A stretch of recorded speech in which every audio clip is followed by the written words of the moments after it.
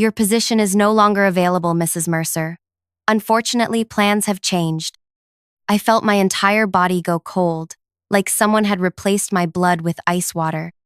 The HR director's face on my laptop screen showed exactly zero emotion as she delivered the news that would destroy everything I'd spent the last 3 months building. 3 months of packing, of promising my kids everything would be okay, of convincing my husband this move was our future. My name is Leanne Mercer. I'm 37 years old, and exactly 4 days after moving my entire family, 2,800 miles across the country, the job I was promised vanished with a single sentence. Before I continue with how this nightmare unfolded, drop a comment letting me know where you're watching from and hit subscribe if you haven't already. Trust me, you'll want to hear how this ends. I remember sitting there in our half-unpacked rental house, surrounded by boxes labeled in my careful handwriting, kitchen, Noah's bedroom, Ellie's books, staring at this woman who looked uncomfortable but not nearly uncomfortable enough for what she was doing to my life. I don't understand, I said, my voice coming out embarrassingly small. I signed a contract. We sold our house in Portland. My husband resigned from his practice. We enrolled our children in schools here. She cleared her throat.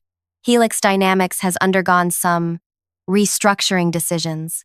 The integration team is being downsized before it's even formed. Legal has advised we can terminate within the probationary period. You'll receive 2 weeks severance as a courtesy.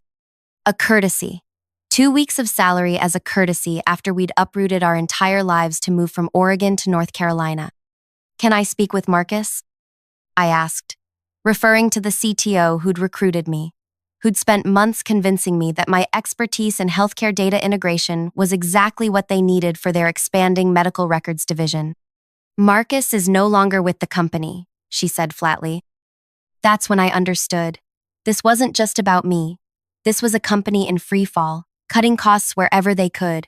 I was collateral damage in someone else's financial planning. I wish I could tell you I stood up for myself, that I threatened legal action or demanded proper compensation, but shock does strange things to you. Instead, I actually thanked her, for letting me know. I wished her well and disconnected the call.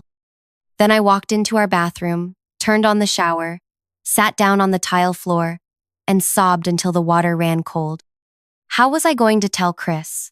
My husband had given up his physical therapy practice of 12 years, his patients, his colleagues, the clinic he'd helped build from nothing. All because I'd convinced him that this opportunity at Helix was worth it. It's a director-level position, I'd told him. The salary's enough that you can take your time finding the right practice here, maybe even start your own. And our kids. God, our kids. Noah was 15 and already hated me for making him leave his friends before his sophomore year. Ellie was 8 and struggling with dyscalculia, a math learning disability that had taken us 2 years to get properly diagnosed and accommodated at her old school. We'd been assured the private school here in Raleigh had resources for her. The tuition deposit alone was non-refundable at $3,800. I sat on that cold bathroom floor for what felt like hours, my mind racing through calculations. Our savings would cover maybe 3 months if we were careful. The housing market in Portland had exploded after we sold. We couldn't afford to go back even if we wanted to. Chris couldn't get his old job back. They'd already hired his replacement. I heard the front door open. Chris was back from taking the kids to tour their new schools. Lee, you home? His voice echoed through our hollow rental. I shut off the shower and caught my reflection in the mirror. Eyes swollen, face blotchy. There was no hiding this. When I told them, Chris just sat down heavily on one of our kitchen boxes. He didn't say anything for a long time. Noah kicked the wall hard enough to leave a dent we'd never get back from our security deposit. Ellie crawled into my lap and asked if this meant we could go home. I didn't have the heart to tell her we didn't have a home to go back to. That night, after the kids were asleep, Chris and I sat on our mattress on the floor. We hadn't even set up our bed frame yet. What are we going to do? He asked, staring at the ceiling. I'd spent the afternoon sending desperate emails to my network, updating my LinkedIn, and applying to every remotely relevant position in the Raleigh area. I'll find something else, I said, with more confidence than I felt. I have interviews lined up already. This was technically true. One interview, with a company that paid 40% less than what Helix had promised. And if you don't? He asked. I didn't answer. We both knew what retail and food service jobs paid. We both knew what Ellie's special education needs cost. We both knew how thin our safety net was stretched. The next morning, I did something I'm not proud of. I drove to Helix Dynamics' gleaming headquarters, the building I'd toured just 4 months ago, where I'd met the team I would never lead, where Marcus had shown me the corner office that would have been mine. I sat in the parking lot for almost an hour, rehearsing what I would say if I marched in there demanding to speak to whoever was in charge now. I imagined myself being firm but professional. I imagined them realizing their terrible mistake. I imagined a lot of things that would never happen. In the end, I didn't go in. Instead, I drove to a coffee shop and spent 6 hours applying for jobs, making connections, and fighting the rising panic that threatened to drown me. 3 weeks passed. The rejections piled up. Overqualified, not quite the right fit. Went with an internal candidate. Chris found part-time work at a rehab center. Barely enough to cover groceries. Noah stopped speaking to me entirely. Ellie's new school called about adjustment concerns. Then I got the call from Daria Novak at Meridian Health Systems, Helix's biggest competitor. I heard what happened, she said. Helix is a mess right now. Half their leadership team has jumped ship. I noticed, I said dryly. We have a position that might interest you. Not director level, but senior manager. The compensation package is competitive. It was 15% less than what Helix had offered, but 30% more than anything else I'd found. I scheduled the interview for the following day. That same evening, my phone lit up with a North Carolina number I didn't recognize. Is this Leanne Mercer? A man's voice, tense and tired. Yes, who's calling? James Alderson, CEO of Helix Dynamics. My heart pounded so hard I could feel it in my fingertips. Mr. Alderson, what can I do for you? I've just learned about your situation, the termination of your contract. He sounded genuinely uncomfortable. I want to personally apologize. This should never have happened. I appreciate that, I said carefully, not giving him anything. The fact is, Mrs. Mercer, we're in a difficult position. The Medicore conversion project is 6 weeks behind schedule. The client is threatening to pull out entirely. Our interim integration director doesn't understand the proprietary architecture and the documentation is insufficient. I almost laughed. I knew exactly what he was talking about. Marcus and I had discussed the Medicore project extensively. It was a $40 million contract to migrate a regional hospital network's patient data to Helix's platform. It was also the main reason they'd recruited me. I'd done similar migrations 3 times before. That sounds challenging, I said, my voice neutral. We'd like to bring you on as a consultant to help navigate this situation. Premium rates, of course. Triple your original salary, prorated for the 8-week project duration. Now I did laugh. A short, sharp sound that made him pause. Mr. Alderson, 4 weeks ago, your company left my family financially devastated and emotionally shattered. My 15-year-old son isn't speaking to me. My 8-year-old daughter cries herself to sleep. My husband gave up a 12-year career. And now you want me to bail you out of a crisis I specifically warned Marcus about during my interviews? Silence on the line. Then, I understand your frustration. No, you don't, I cut in. But thank you for the offer. I wish you the best of luck with Medicore. I hung up before he could respond. My hands were shaking so badly, I dropped my phone. Chris looked up from the job listings he'd been scrolling through. Who was that? Helix, I said. They need help with Medicore. His eyes widened. What did you tell them? I told them no. Lee, he ran his hands through his hair. We need the money. I have an interview with Meridian tomorrow. And if that doesn't pan out, we have 6 weeks of mortgage payments left before we're completely underwater. He was right, but something had crystallized inside me during that call. A cold, clear certainty. I'm not helping them, I said. Not after what they did. Chris didn't argue further, but I could see the worry lines deepening around his eyes. I barely slept that night. By morning, I'd made a decision that would either save us or sink us completely. The interview with Meridian went well. Daria was sharp, direct, and clearly valued my experience. But when she asked if I had any questions, I took a deep breath and stepped off a cliff. Actually, I'm considering starting my own consultancy, I said. Would Meridian be open to contracting with an independent firm rather than hiring me directly? Daria studied me for a long moment. Potentially. What services would your firm provide? Specialized integration of healthcare data systems, migration management, compliance oversight. The same expertise you'd be hiring me for, but with more flexibility for both parties. And this firm exists? As of this morning, I slid my newly printed business card across the table. Nexus Integration Solutions. I'd stayed up until 3 a.m. registering the business, creating a simple website, and designing those cards at a 24-hour print shop. It was a gamble so massive it made my stomach hurt. Daria picked up the card, her expression unreadable. Bold move, Leanne. It's either bold or desperate, I admitted. I'm not sure which yet. She actually smiled at that. Let me discuss this with my team. A consultancy arrangement might solve several issues for us, especially given Helix's current difficulties. As I drove home, my phone rang again. James Alderson. I let it go to voicemail. Then it rang again. And again. The fourth time, I answered. Mrs. Mercer, please reconsider. The Medicore situation is deteriorating. We're prepared to offer you a permanent position, director level, with a significant signing bonus to compensate for the disruption. Mr. Alderson, I said calmly, I'm no longer available for employment offers. However, my consultancy, Nexus Integration Solutions, might be able to assist you. Our standard rate for crisis intervention is $400 per hour, with a minimum commitment of 200 hours. The silence on his end was deafening. That's more than double what we were offering. Yes, I agreed. It is, and I require 50% upfront, non-refundable. If you're interested, I can have a contract to you this afternoon. If not, I wish you the best with Medicore. This feels punitive, Mrs. Mercer. Not at all, I said, my voice honey-sweet. This is simply the market rate for solving the problem you created. My family has expenses.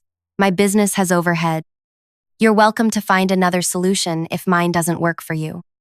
I hung up and pulled into our driveway, my heart hammering. Had I just destroyed our last chance at financial recovery? Or had I finally found a way to take back control? Inside, Chris was waiting, his face tense. How did it go with Meridian? I set my purse down carefully. I told them I'm starting my own company. His expression cycled through confusion, disbelief, and something close to anger. You did what? And Helix just called again. I told them they could hire my company at $400 an hour. Lee, his voice cracked. Have you lost your mind? We can't afford to gamble like this. I know it sounds crazy, I said, taking his hands. But think about it.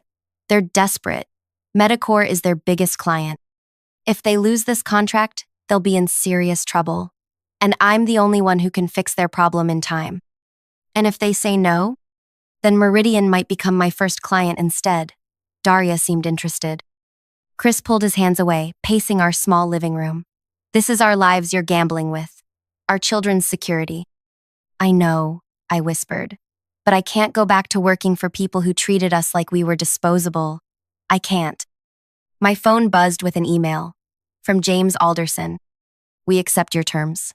Contract needed ASAP. Medicore representatives arriving Monday. I showed the email to Chris, whose eyes widened. They actually agreed to $400 an hour? They did. I felt lightheaded. That's $80,000 for 6 weeks of work. If you deliver, he reminded me. I will. I'd never been more certain of anything. And this is just the beginning. Chris stared at me like he was seeing someone new. Maybe he was.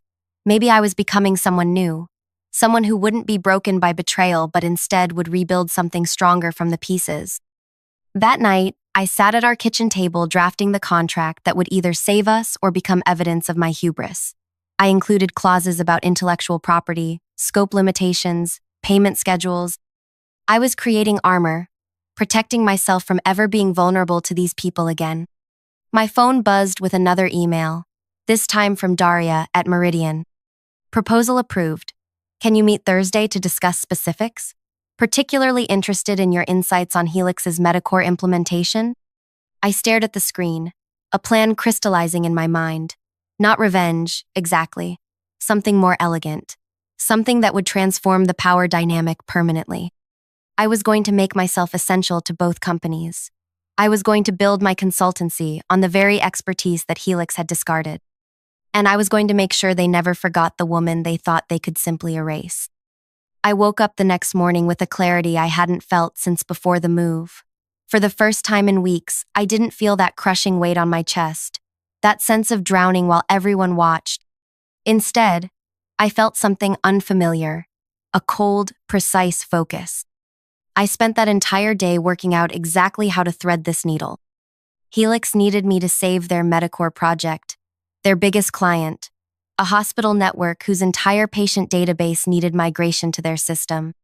Meridian wanted insights on Helix's architecture, not quite industrial espionage, but dancing along that edge. I wasn't going to betray either one. I would serve both exceptionally well, while ensuring my own interests were protected in ways they couldn't imagine yet. By Sunday night, I had 2 separate contracts finalized. The Helix one stipulated I would only work remotely, with limited on-site appearances. The Meridian contract carefully outlined consultation on industry best practices without specifically mentioning Helix. Both contracts included language about my ownership of any processes or tools I developed. On Monday morning, my first official day as the founder and CEO of Nexus Integration Solutions, I sat at our dining room table, my new office, with my laptop open, wearing a blouse I'd ironed for the first time in weeks. Chris paused on his way out to a physical therapy shift. "You sure about this?" he asked. I nodded, though my stomach was churning with doubt. First payment from Helix should hit our account by noon, $40,000. He let out a long breath. And if they realize they're paying you to work for their competitor?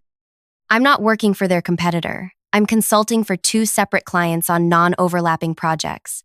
I looked him in the eye. I've reviewed the contracts a dozen times. Everything I'm doing is legal and ethical. Maybe not completely ethical, a small voice whispered, but I silenced it. When Chris left, I closed my eyes for a moment, gathering myself. Then I dialed into the Helix emergency meeting about Metacore. The integration pathway is fundamentally flawed. I explained to the team of engineers who'd been flailing for weeks. Your architecture assumes a linear patient data model, but Metacore uses a networked model with branching relational elements. That's not what our analysis showed, stammered Raj, the interim director they'd appointed. Your analysis missed key structural elements in their legacy system, I said, not unkindly but firmly. I've outlined the necessary adjustments here. I shared my screen, showing the revised architecture I'd spent the weekend developing. There was silence as they absorbed what I'd presented. This will require rebuilding half the integration layer, one engineer finally said. Yes, I agreed, but it's the only way to make the migration work within Metacore's timeline. How did you identify this so quickly? Raj asked, a note of suspicion in his voice. I've handled 3 similar migrations. This pattern is something you learn to recognize. What I didn't say, I'd already spotted this issue during my interviews with Marcus months ago. I'd mentioned it as a potential concern. No one had listened. By Wednesday, I had both companies dependent on my expertise. Helix's team was implementing my redesign for Metacore. Meridian was crafting a new business strategy based on my insights about healthcare data, architecture trends, insights that would position them to capture clients dissatisfied with Helix's services. At home, things were starting to heal. With the first payment from Helix, we'd caught up on bills. Chris found a physical therapy practice interested in bringing him on as a partner rather than an employee, a better opportunity than he'd had in Portland. Noah still barely spoke to me, but I'd seen him looking at me differently when I was on video calls, commanding respect from executives at companies that had once intimidated me. Ellie crawled into my lap one evening as I was reviewing code. "Are you the boss now, Mommy?" I smoothed her hair. "I guess I am, sweetheart." "Good," she said firmly, "because you're smarter than all of them." 2 weeks into my contracts, the inevitable happened. James Alderson requested an urgent call. Mrs. Mercer, Leanne, we have a situation, he began, his voice tight. It's come to our attention that you may be consulting for Meridian Health Systems concurrently with your work for us. I'd prepared for this moment. That's correct, I said calmly.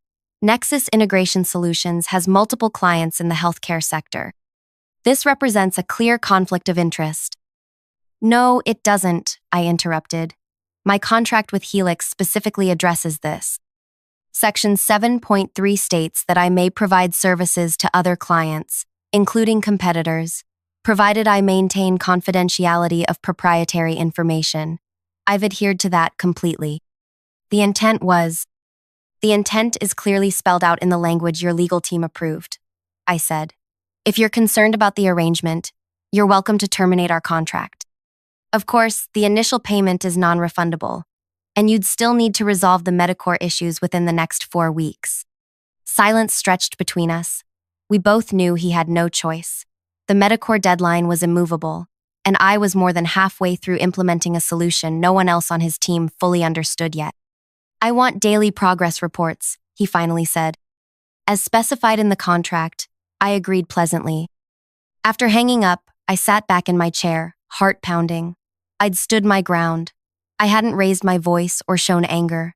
I'd simply refused to be intimidated. My phone buzzed with a text from Daria at Meridian. Heard Alderson called you. Everything okay? The healthcare industry in Raleigh was smaller than it appeared, apparently. Everything's fine, I replied. Still on for tomorrow's strategy session. 3 weeks later, I delivered the completed Medicare integration architecture to Helix, 2 weeks ahead of schedule. The migration test ran perfectly. The Medicare executives were so impressed they increased their contract value with Helix by 30%. James Alderson called me personally. The board is extremely pleased with the outcome, he said, sounding like the words cost him physically. We'd like to discuss retaining Nexus for ongoing support.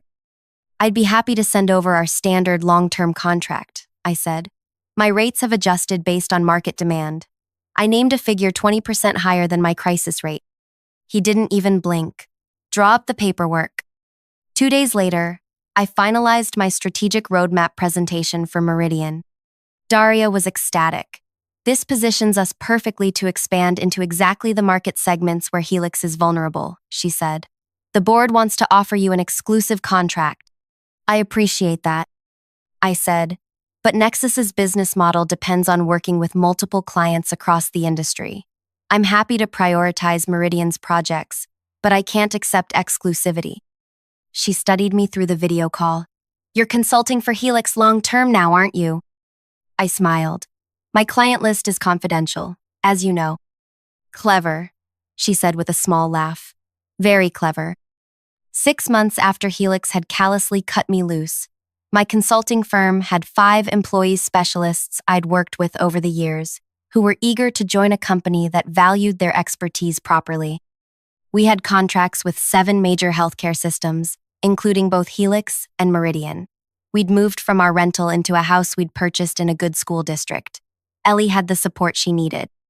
Noah had made friends on the high school track team. Chris was thriving in his new practice. And me? I was working harder than I ever had, but on my terms, no one could fire me. No one could uproot my family on a whim. I had built something unbreakable from the ruins of what Helix had destroyed. One rainy Tuesday, I received a calendar invitation from James Alderson. Quarterly business review, it said. Standard for our ongoing relationship. What wasn't standard was the location. A coffee shop downtown, not Helix headquarters or a video call. I arrived 5 minutes early, ordered a cappuccino, and chose a table with a clear view of the door. James walked in looking distinctly uncomfortable outside the corporate environment, his tailored suit at odds with the casual setting. Thank you for meeting me, he said after ordering his own coffee. I wanted to discuss something off the record. Go ahead, I said, wariness creeping in. He took a deep breath. I'm leaving Helix. The board has asked me to step down. I kept my face neutral, though surprise rippled through me. I'm sorry to hear that. He shook his head. Don't be. It's been coming since the Medicare crisis. The truth is, The company has been mismanaged for years. Cutting you was just one symptom of a deeper problem. Why are you telling me this? He looked me straight in the eye.